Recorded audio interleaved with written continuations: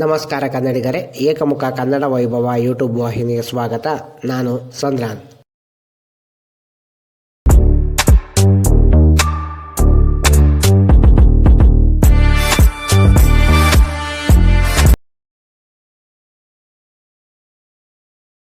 ಏನು ಹೇಳಬೇಕೆಂಬುದು ಜ್ಞಾನ, ಹೇಗೆ ಹೇಳಬೇಕೆಂಬುದು ವ್ಯಕ್ತಿತ್ವ, ಎಷ್ಟು ಹೇಳಬೇಕೆಂಬುದು ಕೌಶಲ್ಯ, ಹೇಳಬೇಕೋ ಬೇಡವೋ ಎಂಬುದು ವಿವೇಕ.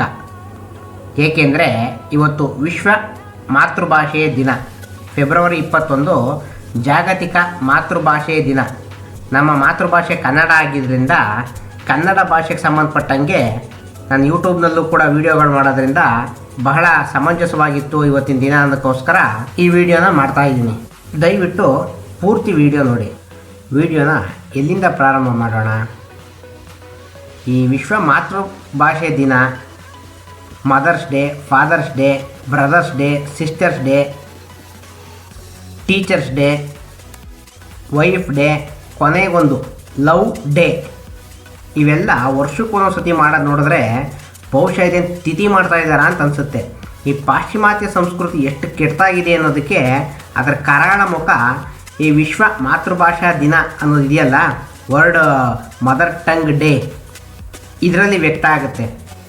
ಇಂಥ ಸಂಸ್ಕೃತಿಗಳನ್ನ ಬಿತ್ತಿದ್ದು ಪಾಶ್ಚಿಮಾತ್ಯರೇ ಆದ್ರೂ ಜಗತ್ತಿನ ಎಲ್ಲ ದೇಶಗಳು ಎಲ್ಲ ಭಾಷೆಗಳ ಮೇಲೆ ಅವರ ಭಾಷೆಯನ್ನೇ ಅವರ ಸಂಸ್ಕೃತಿನೇ ಹೇರಿಕೆ ಮಾಡ್ತಾ ಹೋಗ್ತಾ ಇದ್ದಾರೆ. ಉದಾಹರಣೆಗೆ ಅದಕ್ಕೆ ದೊಡ್ಡ ಬಲಿಪಶು ಅಂತಂದರೆ ನಮ್ಮ ದೇಶ, ಅದರಲ್ಲೂ ನಮ್ಮ ರಾಜ್ಯ ಕರ್ನಾಟಕ. ಕನ್ನಡ ಭಾಷೆ, ಕರ್ನಾಟಕದಲ್ಲಿ ಕನ್ನಡ ಭಾಷೆ ಎಷ್ಟು ಅನಾಥ ಆಗೋ ಸ್ಥಿತಿ ತಲುಪ್ತಾ ಇದೆ ಅಂತಂದರೆ, ಕನ್ನಡಿಗರಿಗೆ ಕನ್ನಡದಲ್ಲಿ ಮಾತನಾಡೋದಕ್ಕೆ ಅವಮಾನ, ಏನೋ ಒಂದು ಕೀಳರ್ಮೆ, ಒಂಥರದಲ್ಲಿ ಇಂಗ್ಲೀಷ್ನಲ್ಲಿ ಮಾತಾಡ್ಬಿಟ್ರೆ ಏನೋ ಒಂಥರ ಸೂಟು ಬೂಟು ಹಾಕೊಂಡಿರೋ ಥರ ಜನಗಳಿಗೆ ಅಭಿವ್ಯಕ್ತಿ ಆಗುತ್ತೆ. ಅದೇ ಯಾರನ್ನ ಕನ್ನಡದಲ್ಲಿ ಮಾತಾಡಿದ್ರೆ ಪಕ್ಕ ಅವನು ಯಾವ ಥರ ಅವ್ರಿಗೆ ಮನಸ್ಸಿನಲ್ಲಿ ಕಾಣಿಸ್ಕೊಳ್ತಾನೆ ಅಂತಂದರೆ, ಒಂದು ಹರ್ಕಲು ಬನೀನು, ಒಂದು ಕೊಳೆಯಾಗಿರೋ ಬಿಳಿ ಪಂಚೆ, ತಲೆ ಒಂದು ರುಮಾಲ್ ಸುತ್ತಿರೋನು, ಇವನು ಕನ್ನಡಿಗ ಅನ್ನೋ ಸ್ಥಿತಿ ಕನ್ನಡಿಗರಿಗೆ ತಮ್ಮ ಮನಸ್ಸಿನಲ್ಲಿ ಬಿತ್ಕೊಂಡ್ಬಿಟ್ಟಿದ್ದಾರೆ. ನಾನು ಕನ್ನಡದ ಮಾತಾಡಿದ್ರೆ ಅವನು ನನ್ನ ಆ ಥರ ಕಲ್ಪಿಸ್ಕೊಂಡ್ಬಿಡ್ತಾನೆ. ಅದೇ ನಾನು ಬರದೇ ಇರೋ ಇಂಗ್ಲೀಷ್ನಲ್ಲಿ ಕಷ್ಟಪಟ್ಕೊಂಡು ಕೊಸರಾಡ್ಕೊಂಡು ಮಾತಾಡೋದನ್ನು ಕೂಡ ನನ್ನ ಸೂಟು ಬೂಟು ಹಾಕ್ಕೊಂಡು, ಸೂಟು ಬೂಟು ಇಲ್ಲದ್ರೆ ಕನಿಷ್ಠ ಪಕ್ಷ ಇನ್ಸಲ್ಟ್ ಮಾಡಿಕೊಂಡು ಒಂದು ಫಾರ್ಮಲ್ ಆಗಿರುವಂಥ ವ್ಯಕ್ತಿ ಅನ್ನುವಂತೆ ಭಾಸವಾಗ್ತೀನಿ ಅನ್ನೋದಕ್ಕೋಸ್ಕರ ಬರದೇ ಇದ್ರೂ ಕೂಡ ಬರದೇ ಇರೋ ಇಂಗ್ಲೀಷ್ನಲ್ಲಿ ಏನೇನೋ ಒಂಥರ ವಾಟ್ಸಪ್ಪಲ್ಲಿ ಸ್ಟೇಟಸ್ ಹಾಕೋದು, ಫೇಸ್ಬುಕ್ಕಲ್ಲಿ ಕಮೆಂಟ್ ಹಾಕೋದು. ನಾನು ಹೇಳೋಕ್ಕೆ ಹೋಗಿದ್ದ ವಿಷಯ ಏನಂದರೆ, ಇವತ್ತು ವಿಶ್ವ ಮಾತೃಭಾಷೆ ದಿನ. ಆ ಮಾತೃಭಾಷೆ ಅನ್ನೋದನ್ನು ಕೂಡ ಇಂಗ್ಲೀಷ್ನಲ್ಲೇ ಟೈಪ್ ಮಾಡಾಕ್ಬಿಟ್ಟಿರ್ತೀವಿ. ಈಗ ನಾನು ಇಷ್ಟು ಉದ್ದ ಮಾತನಾಡೋದಲ್ಲ, ಎಷ್ಟು ಭಾಗ ಕನ್ನಡ ಇತ್ತು, ಎಷ್ಟು ಭಾಗ ಇಂಗ್ಲೀಷ್ ಇತ್ತು. ನಾನೇ ಕನ್ನಡ ಅಂತ ಅಂದ್ಕೊಂಡು ಯೂಟ್ಯೂಬ್ನಲ್ಲಿ ವೀಡಿಯೋ ಮಾಡ್ತಾ ಇರೋಂಥ ನಾನೇ ಎಷ್ಟು ಪ್ರಮಾಣದಲ್ಲಿ ಇಂಗ್ಲೀಷ್ ಬಳಸ್ತಾ ಇದ್ದೀನಿ ಅಂತಂದರೆ, ನಾನು ಕೂಡ ಮಾತೃಭಾಷೆ ಮರ್ತಿರುವಂಥ ಒಬ್ಬ ಅಯೋಗ್ಯ ಅಂತಲೇ ನನಗೆ ನಾನೇ ಬೈಕೊಬೇಕು. ಯಾಕೆ ಬೇರೆಯವ್ರು ಯಾರಿಗೂ ಬೈಯೋಕ್ಕಾಗೋದ, ಎಲ್ಲರೂ ಸರ್ವ ಸ್ವತಂತ್ರರು, ಯಾರಿಗೂ ಏನು ಹೇಳಲಿಕ್ಕೂ ಆಗೋದಿಲ್ಲ, ಏನು ಕೇಳಲಿಕ್ಕೂ ಆಗೋದಿಲ್ಲ. ಯಾಕೆಂದರೆ ಎಲ್ಲರೂ ಒಂಥರ ಬ್ರಹ್ಮಜ್ಞಾನ ಪಡೆದಂಥ ಜನಗಳೇ ಆಗಿರೋದ್ರಿಂದ ಯಾರಿಗೇನು ಹೇಳಲಿಕ್ಕಾಗೋದಿಲ್ಲ. ಸರಿ, ಮುಖ್ಯವಾದ ವಿಷಯಕ್ಕೆ ಬಂದ್ಬಿಡೋಣ. ಈ ವಿಶ್ವ ಮಾತೃಭಾಷೆ ದಿನ ಅಂದ್ರೇನು? ನಮ್ಮ ಭಾಷೆ ಮೇಲೆ ನಮಗೆ ವರ್ಷ ಒಂದು ದಿವಸನಾದರೂ ಅಭಿಮಾನ ಬರಲಿ ಅನ್ನೋದಕ್ಕೋಸ್ಕರ. ಅಂದರೆ ಎಷ್ಟು ಚೆನ್ನಾಗಿ ವ್ಯಂಗ್ಯ ಆಡ್ತಿದ್ದಾರೆ ಅಂದರೆ, ಜಗತ್ತಿನಲ್ಲಿ ಎಲ್ಲರೂ ಅವ್ರವ್ರ ಮಾತೃಭಾಷೆನ ಮರೆತು ಬಿಟ್ಟಿದ್ದೀರಿ. ಅದರಲ್ಲೂ ಮುಖ್ಯವಾಗಿ ಭಾರತದವರು, ಭಾರತದಲ್ಲಿ ಇನ್ನೂ ಪ್ರಮುಖವಾಗಿ ಕನ್ನಡಿಗರು ನಿಮ್ಮ ಮಾತೃಭಾಷೆ ಮರೆತು ಬಿಟ್ಟಿದ್ದೀರಿ. ಕನಿಷ್ಠ ಪಕ್ಷ ವರ್ಷಕ್ಕೆ ಒಂದು ಸತಿನಾದ್ರೂ ನೆನಪಿಸ್ಕೊಳ್ರು ಅಂತ ಅವರು ಬಲವಂತವಾಗಿ ಹೇಳ್ತಾ ಇದ್ದಾರೆ. ಹಾಗಾಗಿ ಅಲ್ವೇ ನಾವು ವರ್ಷಕ್ಕೊಂದು ಸತಿ ತಾತಂದ್ರದ್ದು, ನಮ್ಮ ಪೂರ್ವಿಕರ ಪಿತೃಪಕ್ಷ ತಿಥಿ ಮಾಡದೇ ಇದ್ರೂ ಕೂಡ mother's day, father's day, sisters day, brothers day, wife day, daughter day, son day, ಕೊನೆ ಒಂದು ಲವ್ ಡೇ, ಇದನ್ನು ಕೂಡ ನಾವು ಅನುಸರಿಸ್ಕೊಂಡ್ಬಿಟ್ಟಿದ್ದೀವಿ. ಚಾಚು ತಪ್ಪೆ ಮಾಡ್ಕೊಂಡು ಹೋಗ್ತಾ ಇರ್ತೀವಿ. ಹೊಸ ವರ್ಷ, ಅದರ ಪ್ರಾರಂಭ, ವಾಟ್ಸಪ್ ಸ್ಟೇಟಸ್ನಲ್ಲಿ ವಿಶ್ವ ಮಾತೃಭಾಷೆ ದಿನ ಅಂತ ಹೇಳೋದು ಮಕ್ಕಳಿಗೆ ಇಂಗ್ಲೀಷ್ ವರ್ಣಮಾಲೆಗಳು ಅಂದರೆ ABCD ಅಥವಾ ಇಂಗ್ಲೀಷ್ದು ಒಂದು ಪದ್ಯಗಳು ಅಥವಾ ಇನ್ನೊಂದು ಹೇಳ್ಕೊಡ್ತಾ ಇರ್ತೀವಿ. ಇಲ್ಲಿ ನಮ್ಮ ತಕರಾರು ಇಂಗ್ಲೀಷ್ ಬೇಡ ಅನ್ನೋದಲ್ಲ. ಇವತ್ತಿನ ಜಾಗತಿಕವಾಗಿ ಇಂಗ್ಲೀಷು ಎಲ್ಲವನ್ನು ಆವರಿಸ್ಕೊಂಡಿದೆ. ಬಹುತೇಕ ದೇಶಗಳು ಒಂದು ದೇಶದ ಜೊತೆ ವ್ಯವಹಾರ ಮಾಡಬೇಕಾದ್ರೆ ಇಂಗ್ಲೀಷ್ನ ಒಂದು ಮಾಧ್ಯಮವಾಗಿ ಬಳಸ್ಕೊಳ್ಳುತ್ತೆ. ನೋಡಿ, ಮಾಧ್ಯಮವಾಗಿ ಅಂತ ಹೇಳಿದ್ನಲ್ಲ, ಭಾಷೆ ಒಂದು ಸಂವಹನ ಮಾಧ್ಯಮ ಆಗಿರುತ್ತೆ. ಒಬ್ಬ ಮನುಷ್ಯನ ಜೀವನದಲ್ಲಿ ಭಾಷೆ ಅನ್ನೋದು ಯಾಕೆ ಮುಖ್ಯ ಆಗುತ್ತೆ ಅಂದರೆ, ಅವನ ಭಾವನೆಗಳನ್ನ ವ್ಯಕ್ತಪಡಿಸೋದಕ್ಕೆ, ಮಾಹಿತಿಯನ್ನು ವಿನಿಮಯ ಮಾಡಿಕೊಳ್ಳಲಿಕ್ಕೆ.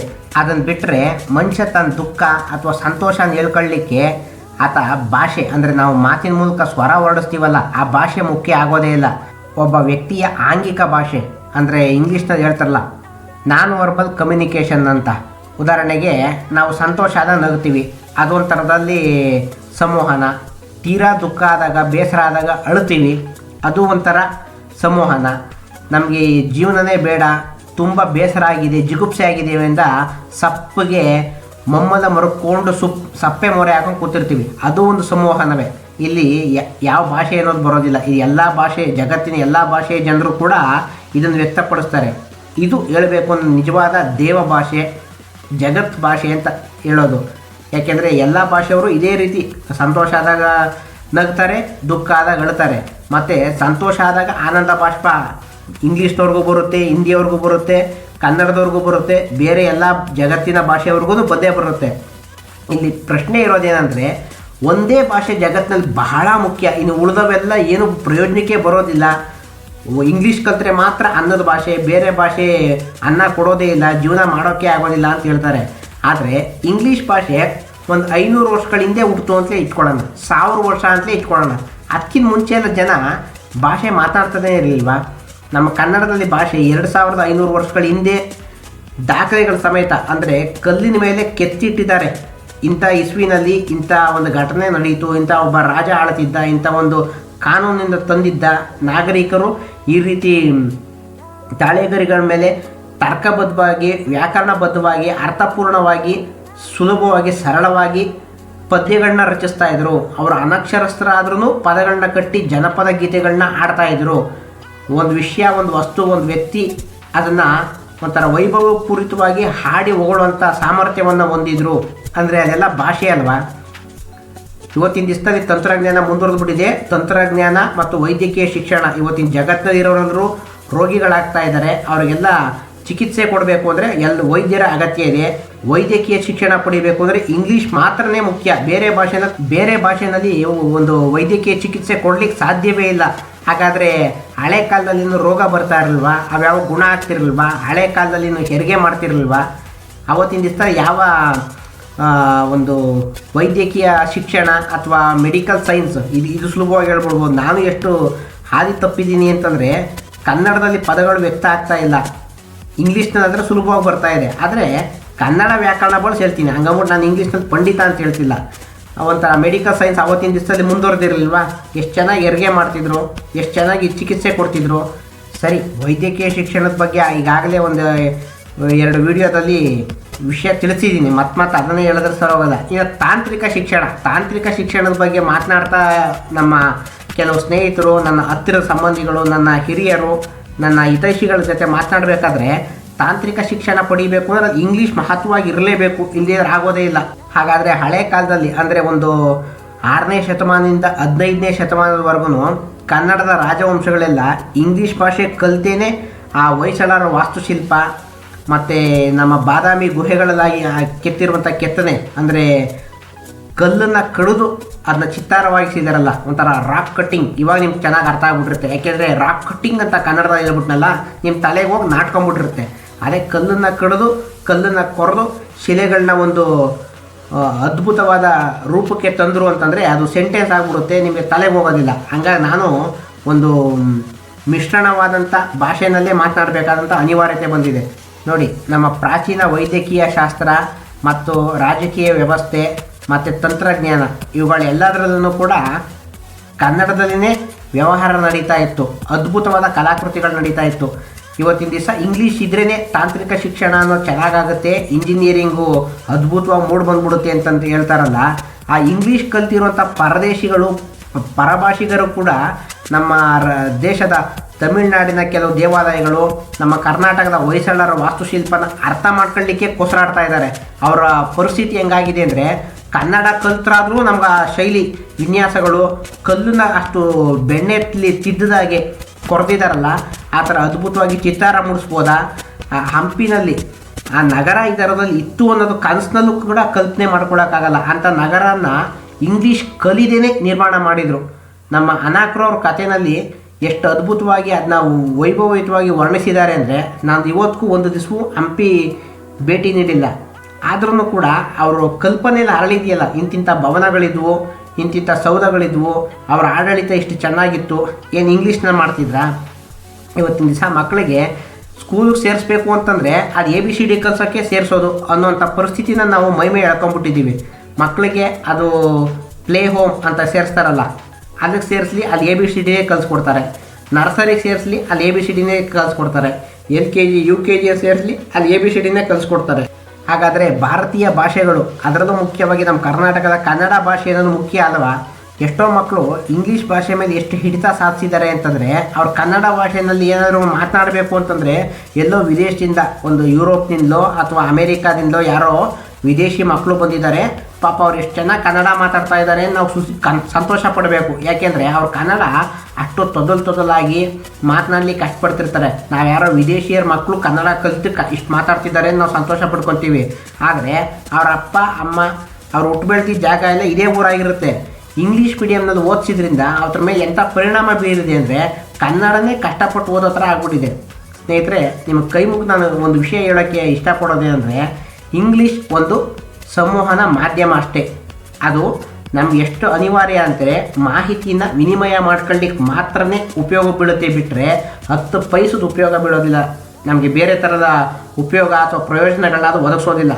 ನಿಮಗೇನೇ ಕಷ್ಟ ಬಂದ್ರೂ ಕೂಡ ನಿಮ್ಮ ಭಾಷೆಯಲ್ಲಿ, ಅದು ನಿಮ್ಮ ಭಾಷೆ ತಮಿಳ್ ಇರ್ಬೋದು, ತೆಲುಗಿರ್ಬೋದು, ಮಲಯಾಳಂ ಇರ್ಬೋದು, ಕೊಂಕಣಿ, ತುಳು ಅಥವಾ ಮರಾಠಿ ಅಥವಾ ಹಿಂದಿ, ನಮ್ಮ ದೇಶದ ರಾಷ್ಟ್ರ ಭಾಷೆ ಕಿರೀಟ ಇಟ್ಕೊಂಡು ಕೂತ್ಕೊಂಡ್ಬಿಟ್ಟಿದೆ. ಆ ಹಿಂದಿ ಭಾಷೆ ಆಗಿರ್ಬೋದು, ಯಾವುದೇ ಭಾಷೆ ನಿಮ್ಮ ಮಾತೃಭಾಷೆ ಆಗಿರಲಿ, ಅದರಲ್ಲಿ ನೀವು ವ್ಯಕ್ತಪಡಿಸಿದಂತೆ ಇಂಗ್ಲೀಷ್ನಲ್ಲಿ ವ್ಯಕ್ತಪಡಿಸೋದಕ್ಕಾಗೋದಿಲ್ಲ.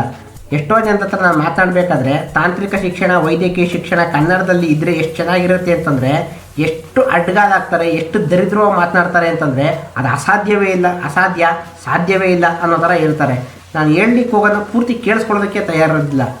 ಅಲ್ಲಿ ಬಳಸುವಂಥ ವೈದ್ಯಕೀಯ ಮತ್ತು ತಾಂತ್ರಿಕ ಶಿಕ್ಷಣದ ಪದಗಳಿರ್ತಾವಲ್ಲ, ಇವೆಲ್ಲ ಇವತ್ತಿನ ದಿವಸದಲ್ಲಿ ಪಾಶ್ಚಿಮಾತ್ಯರು ಕಂಡುಹಿಡಿತಾ ಇರುವಂಥ ತಂತ್ರಜ್ಞಾನನೇ ನಾವು ನಮ್ಮ ದೇಶದಲ್ಲಿ ನಮ್ಮ ಒಂದು ಉತ್ಪಾದಕತೆಯಲ್ಲಿ ಅಳವಡಿಸ್ಕೊಳ್ತಾ ಇರೋದ್ರಿಂದ ನಾವು ಇಂಗ್ಲೀಷ್ ಪದಗಳನ್ನೇ ಬಳಸ್ಕೊಳ್ಳೋಣ. ಅದರಿಂದ ವ್ಯಾಕರಣಬದ್ಧವಾಗಿ ಕನ್ನಡದಲ್ಲಿ ಹೇಳ್ಕೊಡೋಣ. ಉದಾಹರಣೆಗೆ ಒಂದು ಇಂಜಿನಿಯರಿಂಗ್ ಕಂಪ್ನಿ, ಒಂದು ಎಲೆಕ್ಟ್ರಿಕಲ್ ಇಂಜಿನಿಯರಿಂಗ್ ಕಂಪ್ನಿ ಅಥವಾ ಆಟೋಮೊಬೈಲ್ ಇಂಜಿನಿಯರಿಂಗ್ ಕಂಪ್ನಿ ಇರುತ್ತೆ ಅಂತ ಅಂದ್ಕೊಳ್ರಿ. ಅಲ್ಲಿ ಬಳಸುವಂಥ ಪದಗಳು ಇಂಗ್ಲೀಷ್ನವು ಆದ್ರೂ ಅದನ್ನು ಹೇಳ್ಕೊಡೋ ವಿಧಾನ ಅಥವಾ ಹೇಳ್ಕೊಡೋ ಭಾಷೆ, ಯಾವ ವ್ಯಕ್ತಿ ಮುಖ್ಯಸ್ಥನಾಗಿರ್ತಾನಲ್ಲ ಆತ ಇನ್ನೊಬ್ಬ ವ್ಯಕ್ತಿಗೆ ಯಾವ ಭಾಷೆ, ಇಬ್ರಿಗೂ ಸಮಾನಾಂತರ ಗೊತ್ತಿರೋಂಥ ಭಾಷೆಯಲ್ಲ ಮಾತಾಡಿದ್ರೆ ಒಳ್ಳೆಯದು. ಉದಾಹರಣೆಗೆ ಒಬ್ಬ ತಮಿಳು ಮ್ಯಾನೇಜರ್ ಇರ್ತಾನೆ ಅಂತ ಅಂದ್ಕೊಳ್ರಿ. ಆತ ಅವನ ತಂಡದಲ್ಲಿ ಬೇರೆ ತಮಿಳು ಭಾಷಿಗರನ್ನೇ ಸೇರಿಸ್ಬಿಟ್ಟು ಅವ್ರಿಗೆ ವಿವರಿಸಿದ್ರೆ ಆತ ಹೆಚ್ಚಿನ ಉತ್ಪಾದಕತೆ, ಅಂದರೆ ಒಳ್ಳೆಯ ಗುಣಮಟ್ಟದ ಉತ್ಪಾದಕತೆಯನ್ನು ಕೊಡಲಿಕ್ಕೆ ಸಹಾಯ ಆಗುತ್ತೆ. ಅದೇ ಒಬ್ಬ ಕನ್ನಡಿಗ ಮ್ಯಾನೇಜರ್ ಇದ್ದಾನೆ, ಅವನ ತಂಡದಲ್ಲಿ ಕನ್ನಡಿಗರಿದ್ದಾರೆ ಅಂದರೆ ಅವರೆಲ್ಲರನ್ನೂ ಒಟ್ಟು ಸೇರಿಸಿ ನೀವು ಇಷ್ಟು ಜನ ಈ ಕೆಲಸ ಮಾಡಿ ಅಂತಂದರೆ ಎಷ್ಟು ಉತ್ಪಾದಕತೆನ ದೊರಕುತ್ತೆ ಅಂತಂದರೆ ನಾವು ಬಯಸಿದ್ದಕ್ಕಿಂತ ಹೆಚ್ಚಿನ ಗುಣಮಟ್ಟದ ಉತ್ಪಾದನೆಯನ್ನು ನಾವು ಪಡಿಬೋದು, ಒಳ್ಳೆಯ ಸೇವೆಯನ್ನು ಕೂಡ ನಾವು ಪಡ್ಕೊಬೋದು. ಆದರೆ ಮ್ಯಾನೇಜರ್ಗೂ ಸರಿ ಇಂಗ್ಲೀಷ್ ಬರ್ತಾ ಇರೋದಿಲ್ಲ, ಅವನ ತಂಡದಲ್ಲಿರುವಂಥ ಬೇರೆ ಸದಸ್ಯನಿಗೂ ಇಂಗ್ಲೀಷ್ ಸರಿಯಾಗಿ ಬರ್ತಿರೋದಿಲ್ಲ. ಇಬ್ಬರು ಕಷ್ಟಪಟ್ಕೊಂಡು ಮಾತನಾಡೋದು ನೋಡಿದ್ರೆ ಒಂಥರ ತಿನ್ನೋ ಅನ್ನನ ಕಲಿಸ್ದಂಗೆ ಇರುತ್ತದು, ಅಷ್ಟು ಅಸಹ್ಯವಾಗಿರುತ್ತದೆ ಅವರ ಮಾತುಕತೆಗಳು. ಏನೋ ಇಬ್ರಿಗೂ ಚೆನ್ನಾಗಿ ಇಂಗ್ಲೀಷ್ ಬರುತ್ತೆ ಅಂದರೆ ತೊಂದರೆ ಇಲ್ಲ, ಆದರೆ ಬರದೇ ಇರೋ ಭಾಷೆನಲ್ಲಿ ಅವರು ಕಷ್ಟಪಡ್ತಾ ಇರ್ತಾರೆ. ಕೊನೆಗೆ ಏನೂ ಬೇಡ ಅಂತ ಅಂದ್ಬಿಟ್ಟು ನಮ್ಮಿಬ್ರಿಗೂ ಸುಮಾರಾಗಿ ಹಿಂದಿ ಬರುತ್ತೆ ಮತ್ತು ಹಿಂದಿ ಮಾತಾಡೋಕ್ಕೆ ಪ್ರಾರಂಭ ಮಾಡ್ತಾರೆ. ಅದರಲ್ಲೂ ಅಷ್ಟು ಸರೋಗಿಲ್ಲ ಅಂದ್ಬಿಟ್ಟು ಕೊನೆಗೆ ಅವನಿಗೆ ಕನ್ನಡ ಗೊತ್ತಿದ್ರೆ ಕನ್ನಡದ ಹೇಳ್ತಾನೆ, ಇವನು ತಮಿಳಾಗ ಗೊತ್ತಿದ್ರೆ ತಮಿಳ್ನಾಗ ಹೇಳ್ತಾನೆ. ಸ್ವತಂತ್ರ ಬಂದು 75 ವರ್ಷ ಆದ್ರೂ ಕೂಡ ನಮ್ಮ ದೇಶ ಹಿಂದುಳಿಯೋದಕ್ಕೆ ಕಾರಣ ಏನು ಗೊತ್ತಾ? ನಮ್ದಲ್ಲದೇ ಇರೋ ಭಾಷೆನ ನಾವು ಅಧ್ಯಯನ ಮಾಡ್ತಾಯಿದ್ದೀವಿ, ನಮ್ದಲ್ಲದೇ ಇರೋ ಭಾಷೆನ ನಾವು ವ್ಯವಹಾರ ಮಾಡ್ತಾಯಿದ್ದೀವಿ. ಬೇರೆ ದೇಶಗಳಲ್ಲಿ ಅವರ ವ್ಯಾಪಾರ ವ್ಯವಹಾರ ಮತ್ತು ಸಂವಹನಕ್ಕೆ ಅವರ ದೇಶದ ಮಾತೃಭಾಷೆಯೇ ಪ್ರಧಾನವಾಗಿರುತ್ತೆ. ಬೇರೆ ಭಾಷೆಗಳನ್ನ ಹೆಚ್ಚುವರಿಯಾಗಿ ಕಲಿಯೋದು ಯಾಕೆ ಗೊತ್ತಾ? ಬೇರೆ ಭೂಪ್ರದೇಶದ ಬೇರೆ ಭೌಗೋಳಿಕ ಸಮುದಾಯಗಳನ್ನ ತಲುಪಲಿಕ್ಕೆ ಎಷ್ಟು ಬೇಕು ಅಷ್ಟು ಕಲ್ತ್ಕೊಂಡಿರ್ತಾರೆ. ಆದರೆ ನಮ್ಮ ದೇಶದ ಜನ ಇಂಗ್ಲೀಷ್ ಭಾಷೆಯ ಅನಿವಾರ್ಯತೆಯನ್ನು ಎಷ್ಟು ತಪ್ಪಾಗಿ ಅರ್ಥೈಸ್ಕೊಂಡ್ಬಿಟ್ಟಿದ್ದಾರೆ ಅಂದರೆ, ಮಕ್ಕಳು ಹುಟ್ಟಿದ ತಕ್ಷಣವೇ ಇಂಗ್ಲೀಷ್ ಭಾಷೆನ ಅಭ್ಯಾಸ ಮಾಡಿಬಿಡ್ಬೇಕು, ಇಲ್ಲದೇ ಇದ್ದರೆ ಜಗತ್ತು ಮುಳುಗೋಗ್ಬಿಡುತ್ತೆ ಅನ್ನೋ ಭ್ರಮೆ ವಿಪರೀತವಾಗಿ ಜನಗಳ ತಲೆಗೆ ಏರ್ಬಿಟ್ಟು ಅದೆಷ್ಟೇ ಲಕ್ಷ ಆಗಲಿ ಅದೆಷ್ಟೇ ಕೋಟಿ ಆಗಲಿ ನನಗೆ ಬಂದ ಕಷ್ಟ ನನ್ನ ಮಕ್ಳಿಗೆ ಬರಬಾರ್ದು ಅಂತ ಅಂದ್ಬಿಟ್ಟು ದುಡ್ಡನ್ನ ನೀರು ಸುರಿದಂಗೆ ಸುರಿತಾ ಇದ್ದಾರೆ. ಅವರ ಸಂಪಾದನೆ ತೀರ್ಥದ ಮಟ್ಟಿಗಿದ್ರು ಖರ್ಚು ಮಾಡೋದು ಮಾತ್ರ ನೀರು ಚೆಲ್ದಂಗೆ ಚೆಲ್ತಾ ಇದ್ದಾರೆ. ಯಾವುದಕ್ಕೂ ಯೋಚನೆ ಮಾಡೋದಿಲ್ಲ. ಯಾವುದೇ ಒಬ್ಬ ವ್ಯಕ್ತಿ ತನ್ನ ಮಕ್ಕಳ ವಿದ್ಯಾಭ್ಯಾಸಕ್ಕೆ ತನ್ನ ಆದಾಯದ 2 ತಿಂಗಳ ಸಂಬಳನ ಖರ್ಚು ಮಾಡೋ ಥರ ಇದ್ರೇ ಅದು ಉತ್ತಮವಾದ ಸಮಾಜ ಸ್ಥಿತಿ. ಅದನ್ನು ಬಿಟ್ಬಿಟ್ಟು ಸಂಪಾದನೆ ಒಂದು ಅರ್ಧ ಅಂದರೆ 6 ತಿಂಗಳದು 8 ತಿಂಗಳ ಸಂಪಾದನೆ ಮಕ್ಕಳ ವಿದ್ಯಾಭ್ಯಾಸಕ್ಕೆ ಖರ್ಚು ಮಾಡೋ ಥರ ಆಯಿತು ಅಂತಂದರೆ ಆತ ಸಾಲ ಹೆಚ್ಚಾಗಿ ಸಂಪಾದನೆ ಕಮ್ಮಿಯಾಗಿ ಒಂದು 4 ಜನ ಆಡ್ಕೊಳ್ಳೋ ಥರ ಸ್ಥಿತಿಗೆ ತಲುಪಿಬಿಟ್ಟು ಆತ್ಮಹತ್ಯೆ ಮೊರೆ ಹೋಗ್ತಾನೆ. ಇದಕ್ಕೆ ಕಾರಣ ಏನು? ತನ್ನ ಮಾತೃಭಾಷೆಯ ಮೇಲಿನ ಪ್ರೇಮವನ್ನು ಮರೆತು ಪರಭಾಷೆಯ ಮೇಲಿನ ವ್ಯಾಮೋಹದಿಂದ ಆತ ಆತ್ಮಹತ್ಯೆನ ಮೈಮೇಲೆ ಹೇಳ್ಕೊಳ್ಳೋ ಥರ ಆಗ್ತಾನೆ. ಆ ಮಕ್ಕಳು ಚಿಕ್ಕ ವಯಸ್ಸಿಗೆ ಅನಾಥರಾಗೋ ಸ್ಥಿತಿಗೆ ಬರ್ತಾರೆ. ಮತ್ತು ಆ ಮಕ್ಕಳು ತಾನೇ ಇಂಗ್ಲೀಷ್ ಕಲ್ತೇನು ಜಗತ್ತನ್ನು ಆಳ್ತಾರಿಯೇ, ಯಾವುದೋ ಒಂದು ಖಾಸಗಿ ಕಂಪ್ನಿನಲ್ಲಿ ಒಂದಷ್ಟು ಕೊಟ್ಟಂಥ ಸಂಬಳಕ್ಕೆ ಹೇಳಿದ ಕೆಲಸ ಮಾಡಿಕೊಂಡು 10ರಿಂದ 12, 14, 16 ಗಂಟೆಗಳ ಕಾಲ ಕತ್ತೆ ಥರ ದುಡಿಯೋದೇ ಅವರ ಜೀವನ ಆಗೋಗಿರುತ್ತೆ. ಕಾರಣ ಏನು? ಇಂಗ್ಲೀಷ್ ಭಾಷೆ ಕಲ್ತಿದ್ರಿಂದ. ಅದೇ ಅವನ ಮಾತೃಭಾಷೆ ಕಲ್ತಿದ್ರೆ ಅವನೇ ಸ್ವಯಂ ಉದ್ಯೋಗಿಯಾಗಿ ಇನ್ನೂ 4 ಜನಕ್ಕೆ ಕೆಲಸ ಕೊಡ್ತಿದ್ದ, ಅವನು ಚೆನ್ನಾಗೇ ಬೆಳೀತಿದ್ದ. ಯಾಕೆ? ಅವನು 3 ಹೊತ್ತು ಭಾಷೆ ಕಲಿಬೇಕು ಅನ್ನೋ ವಿಷಯದಲ್ಲಿ ತನ್ನ ಕೌಶಲ್ಯನ ಅಭಿವೃದ್ಧಿಪಡಿಸ್ಕೊಳ್ಳೋದನ್ನ ಮರೀತಿರಲಿಲ್ಲ. ಯಾಕೆ? ಅವನಿಗೆ ಹುಟ್ತಾನೆ ಮಾತೃಭಾಷೆ ತಿಳಿದಿತ್ತು. ಆತ ಯಾವುದೋ ಒಂದು ವಿಷಯದಲ್ಲಿ ಪರಿಣತ ಆಗಿರ್ತಿದ್ದ. ಅವನ ಹವ್ಯಾಸವನ್ನೇ ಉದ್ಯೋಗ ಆಗಿಸ್ಕೊತಿದ್ದ. ಅದಕ್ಕೆ ಮಾತೃಭಾಷೆ ಬಿಟ್ಟು ಬೇರೆ ಭಾಷೆ ಅನಿವಾರ್ಯತೆ ಬೀಳ್ತಿರಲಿಲ್ಲ. ಅವನು ಅದರಲ್ಲೇ ಜೀವನ ಮಾಡ್ಕೊಂಡು ಹೋಗ್ತಿದ್ದ. ಈಗ ನಮಗೆ ಇಂಗ್ಲೀಷ್ ಅನ್ನೋದು ಕಲಿಸ್ಬಿಡ್ತು ಅಂದರೆ ನಾವು ಯಾವ ವಿಷಯದಲ್ಲಿ ಪರಿಣಿತಿ ಪಡ್ತಿರ್ತೀವೋ ಅದೇ ಥರ ಸಂಸ್ಥೆಯಲ್ಲಿ ಅದೇ ಥರದ ಕೆಲಸನೇ ಹುಡುಕ್ತಾ ಇರ್ತೀವಿ ಹೊರತು ಅದನ್ನು ಬಿಟ್ಟು ಬೇರೆ ಕೆಲಸ ಮಾಡೋದಿಲ್ಲ. ಉದಾಹರಣೆಗೆ ಇಂಜಿನಿಯರಿಂಗ್ ಓದ್ಬಿಟ್ಟು ಅಡುಗೆ ಭಟ್ಟನ ಕೆಲಸ ಮಾಡೋದಂದರೆ ನಾನು ಓದಿರೋದು ಇಂಜಿನಿಯರಿಂಗ್ ಅನ್ಕೊತಾನೆ. ಇನ್ನೊಬ್ಬ ಯಾರೋ ಅಡುಗೆ ಕೆಲಸದಲ್ಲಿ ಡಿಪ್ಲೊಮಾ ಓದ್ಬಿಟ್ಟಿರ್ತಾನೆ. ಅವನಿಗೆ ಯಾವುದಾದ್ರೂ ಒಂದು ಲೋಕೋಪಯೋಗಿ ಇಲಾಖೆಯ ಗುತ್ತಿಗೆ ಕೆಲಸ ಕೊಡೋಕೆ ಹೋದ್ರೆ ನಾನೇ ಗಾರೆ ಕೆಲಸ ಮಾಡಲಿ, ನಾನು ಓದಿರೋದು ಅಡುಗೆ ಭಟ್ಟನ ಕೆಲಸ, ನಾನು ಶೆಫ್ ಆಗಬೇಕು ಅಂತ ಇರ್ತಾನೆ.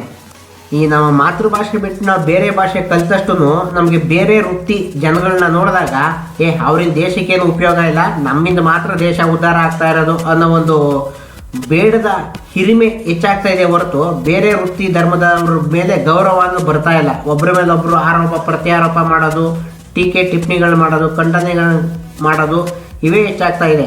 ಅದ್ರ ಜೊತೆಗೆ ಇವತ್ತಿನ ದಿವಸ ಮಕ್ಕಳ ಮೇಲೆ ಎಂಥ ಪರಿಣಾಮ ಬೀಳ್ತಾ ಇದೆ ಅಂತಂದರೆ ಅವಕ್ಕೇನೋ ನೋವಾಗಿರುತ್ತೆ. ಅವು ಬಾಯಿ ಬಿಟ್ಟು ಹೇಳೋದು ಒಂದೇ ಪದ, ನನಗೆ ಪೇಯ್ನ್ ಆಗ್ತಿದೆ ಅಂತ. ನೋವುಗಳನ್ನು ಹಲವಾರು ವಿಧ ಇರುತ್ತೆ. ಮಾನಸಿಕವಾಗಿ ನೋವಾಗ್ತಿರ್ತದೆ, ದೈಹಿಕವಾಗಿ ನೋವಾಗ್ತಿರ್ತದೆ. ನೋವಲ್ಲಿ ಒಂಥರ ಉರಿ ಎತ್ಕೊಂಡಂಗೆ ಅಥವಾ ಮೂಗೇಟು ಬಿದ್ದಾಗ ನೋಯ್ತಿರುತ್ತಲ್ಲ ಆ ಥರ ನೋವು ತರಾವರಿಯಾಗಿ ನೋಯ್ತಾ ಇರುತ್ತೆ. ಅದೇ ಆ ಮಗು ಆ ಮಾತೃಭಾಷೆಯಲ್ಲಿ ಆ ನೋವನ್ನು ವ್ಯಕ್ತಪಡಿಸುವಂತೆ ನಾವು ಅಭ್ಯಾಸ ಮಾಡಿಸಿದ್ದಿದ್ರೆ ನನಗೆ ಈ ಕಷ್ಟ ಅಂತ ಹೇಳ್ಕೊಂಡ್ಬಿಡ್ತಿತ್ತು. ನಾವು ಏನೇ ನೋವು ಒಂದೇ ಪದ ಪೇಯ್ನ್, ಎಲ್ಲ ಔಷಧಿಗೂ ಒಂದೇ ಮದ್ದು ಅನ್ನೋಂಗೆ ಎಲ್ಲ ನೋವು ಒಂದೇ ಪದ, ಏನದು ಪೇಯ್ನ್. ನನಗೆ ಇದು ಪೇಯ್ನ್ ಆಗ್ತಿದೆ. ಅವನು ಮನ್ಸಿಗೆ ನೋವಾದ್ರೂ ಅಷ್ಟೇ, ನನಗೆ ಪೇಯ್ನ್ ಆಗ್ತಿದೆ, ನನಗೆ ಹರ್ಟ್ ಆಗ್ತಿದೆ, ಈ 2 ಪದ ಬಿಟ್ಟರೆ ಆ ಮಗು ನೋವು ದುಃಖನ ಇನ್ಯಾವುದೇ ಥರದಲ್ಲಿ ವ್ಯಕ್ತಪಡಿಸೋದಕ್ಕೆ ಸಾಧ್ಯನೇ ಆಗೋದಿಲ್ಲ. ಕೊನೆ ಒಂದು ದಿವಸ ಅದು ವಯಸ್ಕ ಹಂತಕ್ಕೆ ಬಂದಾಗ ಮಾನಸಿಕವಾಗಿ ದೈಹಿಕವಾಗಿ ಬೇಡದ ಆಲೋಚನೆಗಳನ್ನ ಮಾಡಿಕೊಂಡು ತನ್ನ ಸಮಸ್ಯೆಗೆ ಪರಿಹಾರ ಸಿಗದೇನೆ ಕೊನೆಗೊಂದು ದಿವಸ ಆತ್ಮಹತ್ಯೆ ಆದಿ ಹಿಡಿದು ಬಿಡುತ್ತೆ. ಯಾಕೆ ಇವತ್ತಿನ ದಿವಸ ಸಣ್ಣ ವಯಸ್ಸಿಗೆ ಹೃದಯಾಘಾತ ಅಂದರೆ ಹಾರ್ಟ್ ಅಟ್ಯಾಕು, ಆತ್ಮಹತ್ಯೆ ಅಂದರೆ ಸೂಸೈಡು ಹೆಚ್ಚಾಗ್ತಿರೋದು ಕಾರಣ ಏನು? ನಮಗೆ ಸಮಾಧಾನ ಇಲ್ಲದೇ ಇರುವಂಥ ವಿಷಯನ ತಲೆ ತುಂಬ್ಕೊತಾ ಇದ್ದೀವಿ. ಅದು ಯಾವ ಥರ ಅಂದರೆ ನಮಗೆ ಸುಲಭವಾಗಿ ಆಗುವಂಥ ಕೆಲಸಗಳನ್ನ ಕಷ್ಟಪಟ್ಟು ಮಾಡೋ ಸ್ಥಿತಿಗೆ ತಲುಪ್ತಾ ಇದ್ದೀವಿ. ಹೇಗೆ? ನಂಗೆ ಅದೇನೋ ಒಂದು ಕೊಡು ಅಂತ ನಮ್ಮ ಆಡುಭಾಷೆಲ್ಲ ಕೇಳೋದು ಎಷ್ಟು ಸುಲಭವಾಗಿದೆ, ಅದನ್ನ ಇಂಗ್ಲೀಷ್ನಲ್ಲಿ ಹೇಳಬೇಕು ಅಂದರೆ ನಮಗೆ ನಿಜವಾಗ್ಲೂ ಕಷ್ಟ ಆಗುತ್ತೆ. ಅವನು ಇಂಗ್ಲೀಷ್ನಲ್ಲಿ ಅದೆಂಥ ದೊಡ್ಡ ಪ್ರಕಾಂಡ ಪಂಡಿತನಾಗಿ ಪ್ರಮಾಣ ಪತ್ರನ ಯಾವುದೋ ಒಂದು ದೊಡ್ಡ ವಿಶ್ವವಿದ್ಯಾನಿಲಯದಲ್ಲಿ ಪಡ್ಕೊಂಬಂದಿರ್ಬೋದು. ಆದರೆ ಆತನ ಮಾತೃಭಾಷೆಯಲ್ಲಿ ಇರುವಂಥ ಸ್ವತಂತ್ರ ಅವನಿಗೆ ಹೆಚ್ಚುವರಿಯಾಗಿ ಕಲ್ತಿರುವಂಥ ಭಾಷೆಯಲ್ಲಿ ಅಷ್ಟು ಸ್ವತಂತ್ರ ಸಿಗೋದಿಲ್ಲ. ಯಾಕೆಂದರೆ ಹೆಚ್ಚುವರಿ ಭಾಷೆ ಅಂತಂದರೆ ಇದ್ದಂಗೆ ಮಾತನಾಡಬೇಕು. ಮಾತೃಭಾಷೆ ಹೆಂಗೆ ಬೇಕಾದರೂ ಮಾತನಾಡ್ಬೋದು. ಯಾಕೆಂದರೆ ಒಂದೇ ಪದ ಅಥವಾ ಒಂದೇ ವಾಕ್ಯನ ನಾವು ಒತ್ತಿ ಹೇಳಿದ್ರೆ ಒಂದು ಅರ್ಥ ಬರುತ್ತೆ, ಸಾಮಾನ್ಯ ಸ್ವರದ ಹೇಳಿದ್ರೆ ಇನ್ನೊಂದು ಅರ್ಥ ಬರುತ್ತೆ, ದೀರ್ಘವಾಗಿ ಹೇಳಿದ್ರೆ ಒಂದು ಅರ್ಥ ಬರುತ್ತೆ. ಅದು ಮಾತೃಭಾಷೆ ತನ್ನ ಮಗುವಿಗೆ ಕೊಡುವಂಥ ಸ್ವತಂತ್ರ. ಈ ಥರ ಸ್ವತಂತ್ರ ಇಂಗ್ಲೀಷ್ ಭಾಷೆ ಕಲಿತಂಥ ಇಂಗ್ಲೀಷರಿಗೆ ಸುಲಭವಾಗಿರುತ್ತೆ. ಆದರೆ ಕನ್ನಡಿಗರಿಗೆ, ಭಾರತೀಯ ಇತರ ಭಾಷಿಗರಿಗೆ ಅಷ್ಟು ಸುಲಭವಾಗಿ ಅದು ಒಲಿಯೋದಿಲ್ಲ. ನಾವೇನೋ ಒಂದು ಸುಲಭವಾಗಿ ಸರಳವಾಗಿ ಒಂದು ಥರದಲ್ಲಿ ಫ್ಲೂಯೆಂಟ್ ಇಂಗ್ಲೀಷ್ನ ಮಾತನಾಡ್ಬಿಡ್ಬೋದು. ಆದರೆ ಅದು ಯಾವತ್ತೂ ಇಂಗ್ಲೀಷ್ ಭಾಷಿಗರಿರ್ತಾರಲ್ಲ ಅವರಿಗೆ ಸರಿಸಮಾನವಾಗಿ ಸರಿದೂಗೋದೇ ಇಲ್ಲ. ಈ ಕಾರಣದಿಂದಲೇ ಬ್ರಿಟಿಷರು ನಮ್ಮನ್ನು ಯಾರೂ ಪ್ರಶ್ನೆ ಮಾಡದೆ ಹೋಗಲಿ ಅನ್ನೋದಕ್ಕೋಸ್ಕರ ಇಂಗ್ಲೀಷ್ ಭಾಷೆಯ ಶಿಕ್ಷಣವನ್ನು ಒಂದು 150-200 ವರ್ಷಗಳ ಹಿಂದೆ ನಮ್ಮ ಮೇಲೆ ನಾವು ನಮ್ಮ ಮಾತೃಭಾಷೆಯನ್ನು ಕಲ್ತ್ಕೊಂಡು ನಮಗೆ ಬೇಕಾದಂತೆ ದನ ಕರುಗಳು ನೋಡ್ಕೊಳ್ಳೋದು, ಕೃಷಿ ಅಥವಾ ವ್ಯವಸಾಯ ಅಥವಾ ಬೇರೆ ಯಾವುದೋ ಒಂದು ನಮ್ಮ ಕುಲಕಸ್ಪಾದಂಥ ಕಸುಬುಗಳನ್ನ ಮಾಡಿಕೊಂಡು ಜೀವನ ಮಾಡ್ತಾ ಇದ್ವಿ. ನಮಗೊಂದು ದಿವಸಕ್ಕೆ ಎಷ್ಟು ಆದಾಯ ಬೇಕೋ ಅಷ್ಟು ಕರೆಕ್ಟಾಗಿ ಸಿಗ್ತಾ ಇತ್ತು.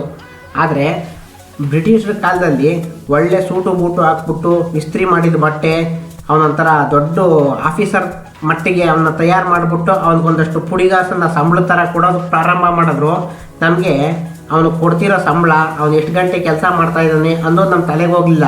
ಉದಾಹರಣೆಗೆ ನಾವು ದನ ಕರ ಎಷ್ಟೊತ್ತು ಅವ್ರದ್ದು ಸೇವೆ ಮಾಡ್ತೀವಿ, ಒಂದು 3 ಗಂಟೆ ಬೆಳಿಗ್ಗೆ ತೊಪ್ಪೆ ಬಿದ್ದರೆ ತೊಪ್ಪೆ ಎತ್ತಾಕಿರ್ತೀವಿ, ಆ ದನ ಕರುಗಳು ಮೈ ತೊಳೆದಿರ್ತೀವಿ, ಹಾಲು ಕರೆದ್ರೆ ಡೈರಿಗೆ ಹಾಕ್ತೀವಿ ಅಥವಾ ವರ್ತನೆ ಮೇಲೆ ಯಾರಿಗೋ ಹಂಚಿಕೆ ಮಾಡ್ತೀವಿ. ಮತ್ತು ನಮಗೆ ದಿನದ ಕೊನೆಯಲ್ಲೋ ವಾರದ ಕೊನೆಯಲ್ಲೋ ಅದು ಹಾಲಿಗೆ ತಕ್ಕಂಗೆ ಕೂಲಿ ತಗೊತೀವಿ.